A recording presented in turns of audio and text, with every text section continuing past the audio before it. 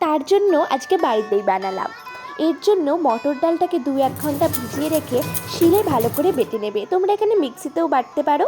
তারপর কড়াইতে তেল দিয়ে ধোকার পেস্টটা ভালো করে টেলে নেবে। লঙ্কাও ইউজ করেছি। তারপর একটা থালাতে তেল ব্রাশ করে এইভাবে কেটে নেবে। কড়াইতে তেল দিয়ে তারপর ধোকাগুলোকে ভালো করে ভেজে নেবে। তারপর ওই তেলেই জিরে তেজপাতা দিয়ে আলুগুলোকে ভালো করে ভেজে নেবে। আলুগুলো ভাজার পর নুন হলুদ দিয়ে আরেকটু ভেজে নেবে। ভেজে নেওয়ার পর এখানে আদা, এখানে ভাজা মশলা, লঙ্কা, নুন আর চিনি দিয়ে জল দিয়ে একটা পেস্ট বানিয়ে ওই যে আলুগুলোর মধ্যে দিয়ে দিলাম। ভালো করে ভেজে নিয়ে তারপর এখানে আমি 2 কাপ মতো জল দিয়েছি। জল ফুটে গেলে দিয়ে দেবে ধোকাগুলো। নিরামিষের দিনে এইরকম ধোকার রেসিপি তোমরা অবশ্যই বাড়িতে বানিও আর আমাকে জানিও। ধোকাগুলো ফুটে গেলে তারপর ঘি দেবে। আর এই রেসিপিটা খুব সুন্দর হয় খেতে।